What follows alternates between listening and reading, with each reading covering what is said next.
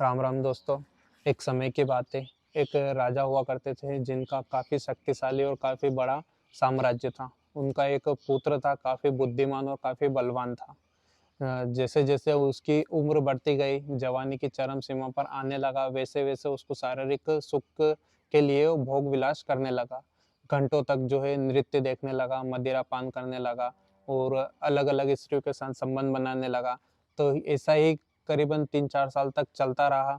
उसके चलते चलते क्या हुआ कि उसका जो बुद्धिमान पुत्र था, उसका जो बलवान शरीर था, वो धीरे धीरे होकर कम होने लगा।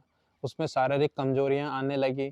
तो एक दिन राजा ने बुलाया उसको कि और बताया है कि बेटा, ये जो साम्राज्य है, मैं तो कुछ दिनों का हूँ, कुछ सालों का हूँ, उसके बाद जो है साम्राज्य सब तुम्ही को संभालना है।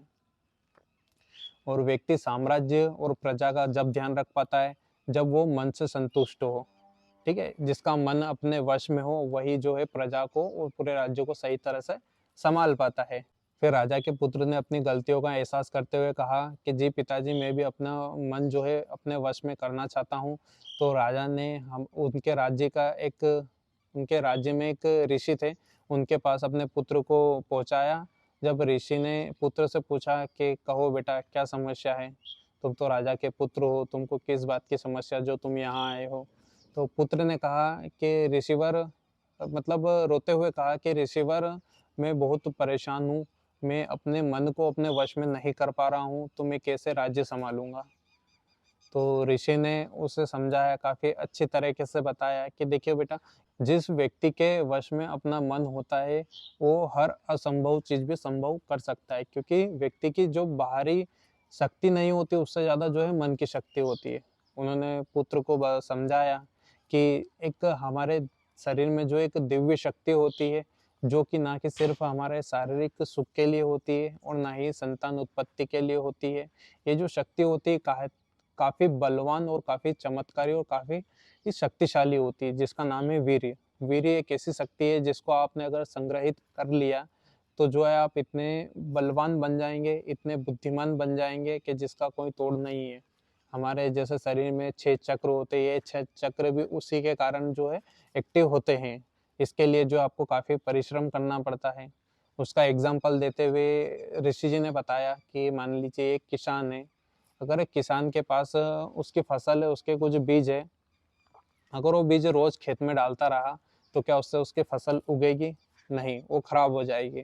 बाकी अगर वही फसल उसने संभाल के रखी, वही बीज जो उसने सारे संभाल के रखे, सही समय आने पर सही जगह पर उस चीज का उसने फसल के जो बीज है उनको डाला, तो क्या होगा? फसल काफी ज्यादा अच्छी हरी भरी उगेगी और जिससे जो उसका काफी ज्यादा फायदा होगा।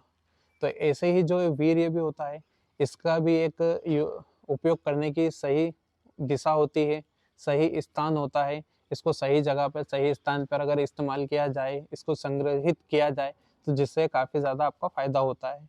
इसके चलते हुए जो ऋषि जी ने उनको बताया कि यहाँ पास में एक तालाब है, जहाँ जो है यहाँ की रानियाँ जो है स्नान करने के लिए आती है, कन्याएं स्नान करने के लिए आती है। ये कोई कन्याएं नहीं थी, ऋषि जी द्वारा एक बनाया गया व्यक्ति को सुधारने के लिए जो एक तरीका था राजा के पुत्र को सुधारने के लिए।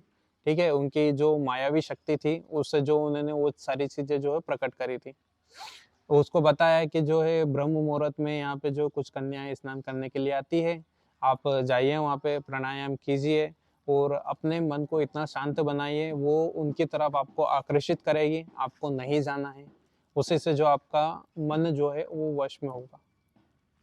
अगले दिन राजा का पुत्र ब्रह्म मुहूर्त में वहाँ पहुंचा, अपने प्राणायाम के लिए आसन वगैरह लगाया।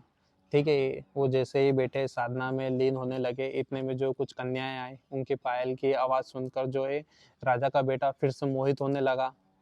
फिर उसको ऋषि जी की बात याद आई, अपने पिताश्री की बात याद आई और फिर वो अपने वापस से ध्यान में मग्न हुआ।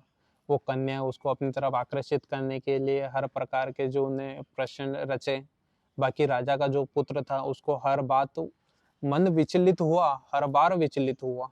ऐसा ही कम से कम काफी दिनों तक चलता रहा, उसका मन विचलित होते रहा। बाकी उसको हर बार जो है ऋषि जी की बात याद आने लगी।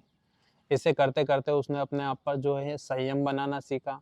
जब वो संयम बनाने लग गया तो ऐसी कन्याएं आती रही, उसको बुलाती रही, बाकी वो नहीं जाता।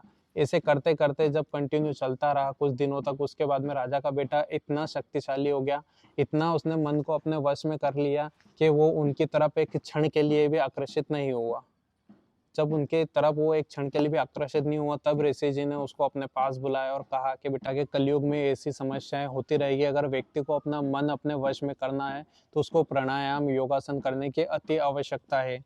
तब वो उसका काफ़ी मतलब सालों के बाद जब उसका परीक्षण पूर्ण हुआ, महाराज जी ने जब कहा कि हाँ, तुम इस परीक्षा में पूर्ण हो, अब तुम राज्य करने के लायक हो चुके हो। तो राजा का पुत्र वापस अपनी जो है राज्य में गया, तो लोग उसे देखकर एकदम अचंभित हो गए।